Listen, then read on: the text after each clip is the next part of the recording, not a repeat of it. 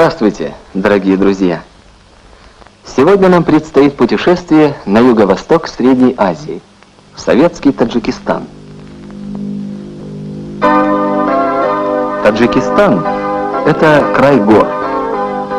Они занимают почти всю территорию республики – 93%. На горных вершинах вечные снега, а в долинах цветут сады. Среди гор Таджикистана особо выделяется Памир, крыша мира. На Памире самая высокая вершина в Советском Союзе, пик коммунизма. Ее высота 7495 метров.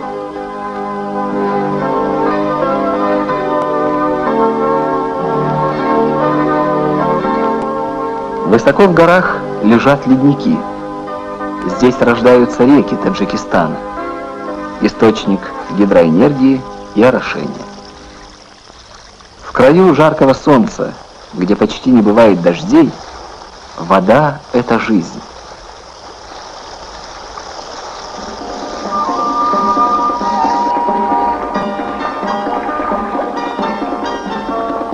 Многочисленные каналы и арыки напоили землю водой, и щедро одарила она людей за заботу. На орошаемых полях выращивают многие сельскохозяйственные культуры. Но главное богатство таджикской земли – тонковолокнистый хлопок.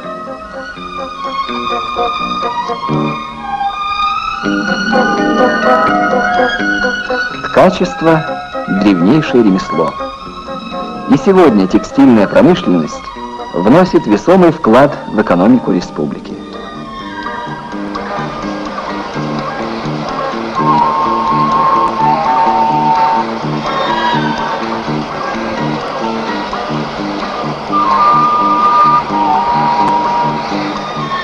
Текут по всей стране и за ее пределы реки хлопчатобумажных и шелковых тканей. Важная отрасль сельского хозяйства республики – животноводство. Крупный рогатый скот разводят в долинах, на склонах гор пасут овец и коз,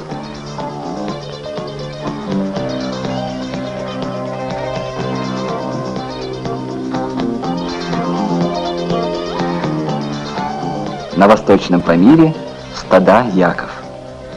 Эти животные хорошо приспособлены к условиям высокогорья. Они дают шерсть, мясо, молоко. Горы Таджикистана – настоящая кладовая полезных ископаемых.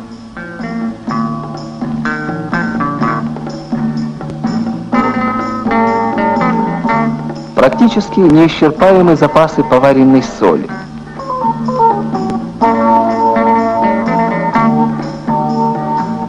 Полезные ископаемые – основа для развития тяжелой и химической промышленности.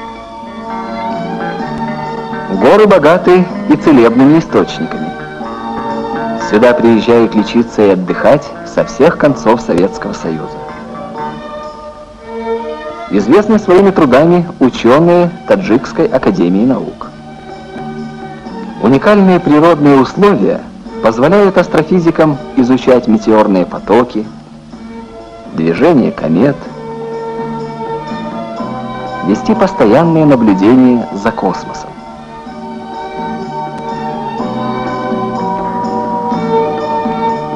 В горах Памира работают ученые-биологи.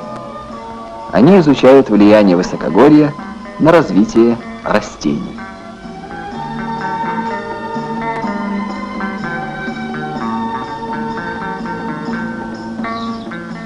А теперь о таджикском народе, его жизни и обычаях нам расскажет молодая поэтесса Гульбахор Мирзоева. Здравствуйте. Скажите, Гульбахор, ваше имя в переводе «Цветок весны»? Да. Гуль по-таджикски цветок, а бахор – весна. И на нашей земле весна. Сегодня Навруз, что означает «новый день». Добро пожаловать на наш праздник.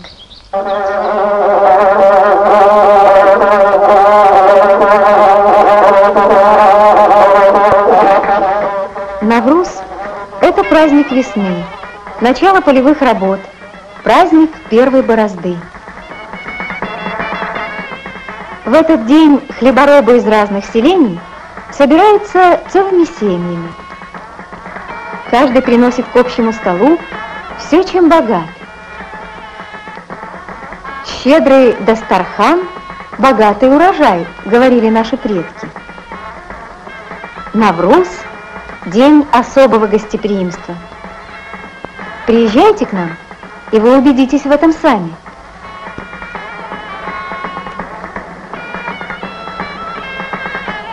По народной традиции, самый старший крестьянин начинает борозду древней сахой. А молодые трактористы продолжают пахоту.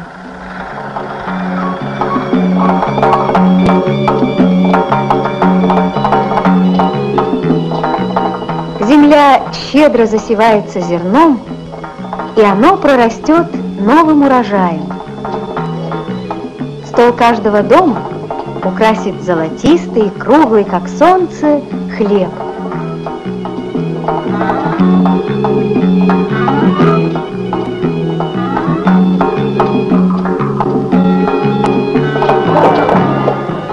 Навруз – это еще и день свадеб, день рождения новой семьи.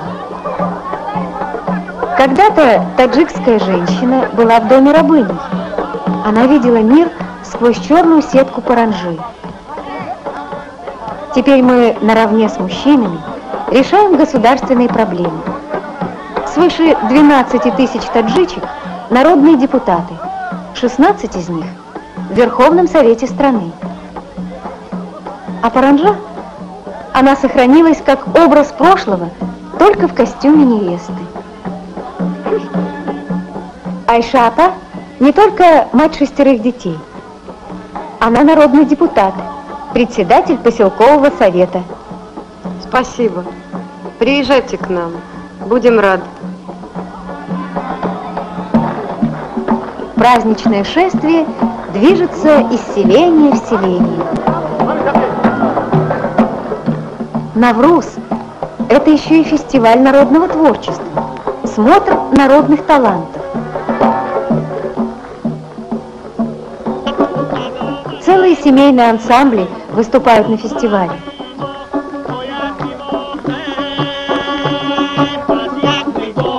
Люди разных профессий в этот день становятся артистами.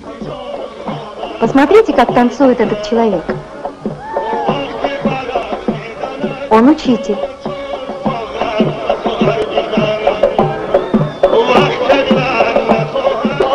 А это медицинская сестра.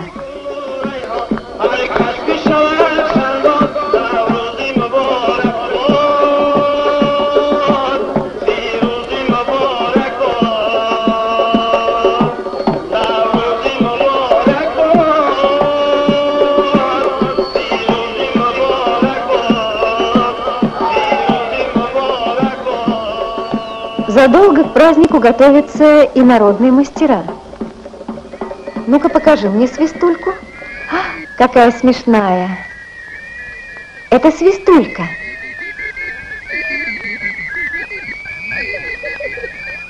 Мы любим такие игрушки. Их делали еще наши предки.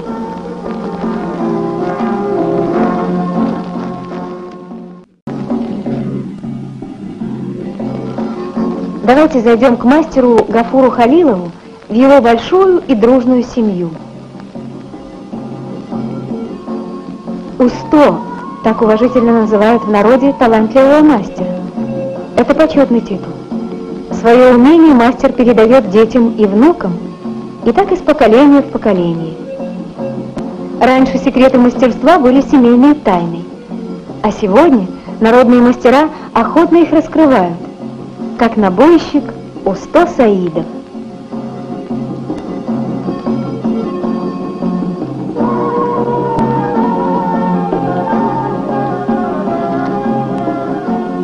Наши деды и прадеды всю жизнь ткани набивали. А что такое ткани набивать? Расскажите, пожалуйста, Усто. Зачем рассказывать? Лучше показать. Вот этот штамп остался от моего деда и отца. А это моя работа. Как красиво. Это же раскрывшаяся коробочка хлопка. Да. А этот круг солнца. Да-да. Вот еще одно древнее искусство. Каждая девушка к свадьбе должна вышить сюзани, настенный ковер, и нарядное платье. Мать с детства обучает своих дочерей искусству вышивки, а вместе с ним и чисто женскому умению создавать уют и красоту в доме.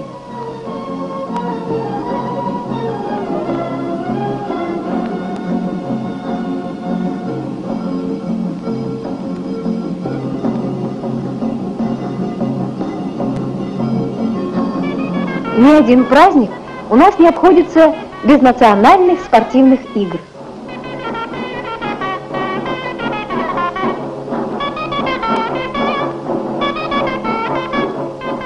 А какие у нас старики! Нужно сказать, что старики и дети – самые почетные члены нашего общества. Им наше внимание и забота. Может быть, именно поэтому эти двое сохранили такую прекрасную спортивную форму. А ведь им за 80.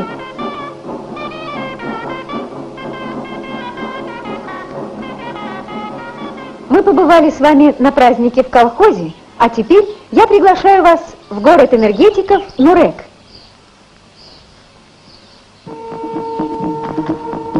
Четверть века назад люди 40 национальностей нашей Родины приехали в Таджикистан, чтобы помочь нам построить в пустынном ущелье самую крупную в Средней Азии электростанцию.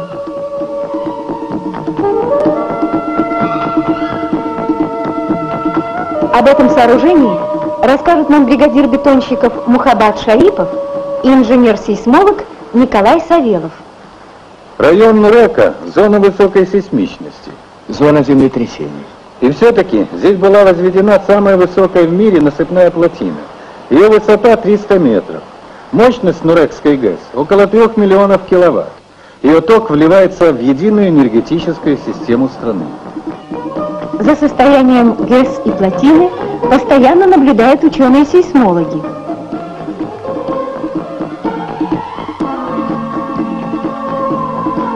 Наша плотина перекрыла реку Ваш и образовала гигантскую чашу. В ней миллиардные запасы воды. Нурек – это ее решение. Вода отсюда идет на поля Таджикистана и других среднеазиатских республик. А что же делают строители Нурека? Мы строим Байпазинскую и Рагунскую ГЭС. На Ваше мы построим целый каскад гидростанций, так что работы хватит и нам, и нашим детям. Ваша стройка по-прежнему интернациональная? Конечно. Нас объединило общее дело. Многие строители Нурека остались в Таджикистане.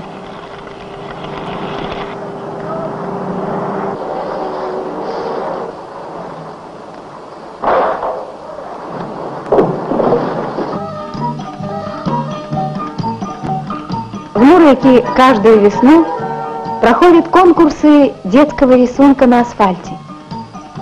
Что же рисуют наши дети? Дети рисуют мир.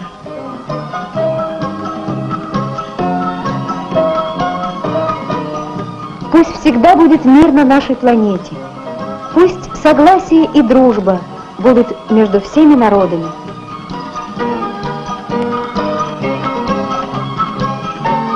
Строится моя республика.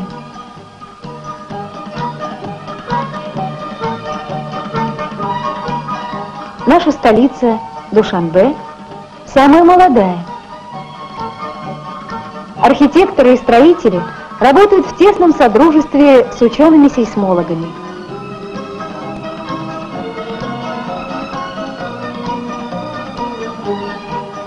Эти высотные дома не боятся землетрясений.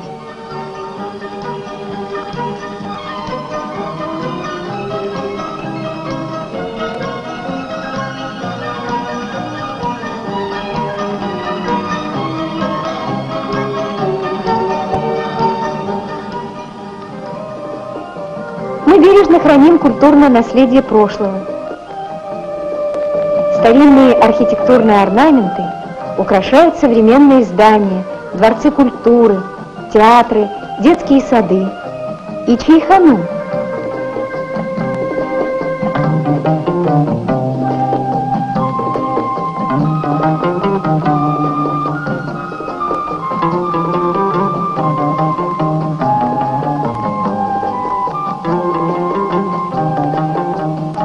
А вы знаете, что такое чайхана? Это наш клуб.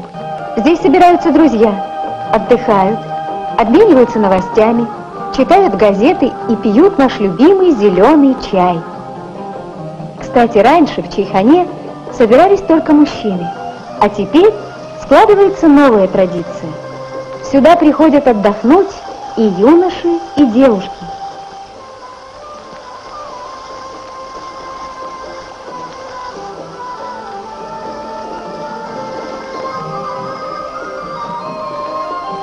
Приезжайте к нам в Таджикистан.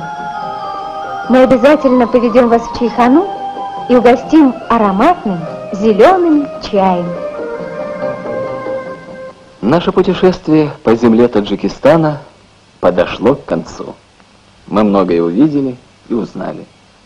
Мы с вами побывали на большой стройке, где работают люди разных национальностей. Давайте спросим, кто вы по национальности? Узбечка. А вы? Таджик. А вы? Русский. А вы кто? Таджик. Украинец. А вы? Русский. А ты, русская? Немец. Как они общаются между собой? У нас есть единый язык, русский. Мы разговариваем друг с другом на русском языке. Как вы понимаете друг друга? Мы разговариваем друг с другом на русском языке. Как изменилась судьба таджикской женщины после Октябрьской революции? Таджикская женщина получила право на труд, на образование. Она равноправный член общества.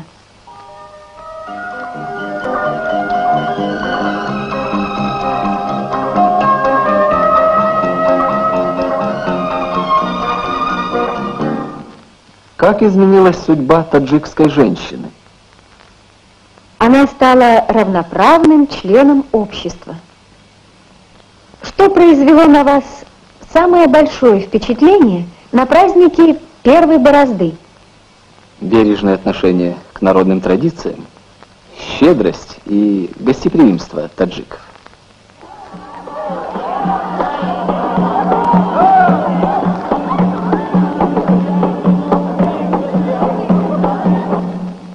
Что произвело на вас самое большое впечатление? Бережное отношение к народным традициям, щедрость и гостеприимство таджиков. Наш урок окончен. Мы прощаемся с вами, дорогие друзья. Пусть останется в вашей памяти земля Таджикистана и ее щедрый, гостеприимный народ.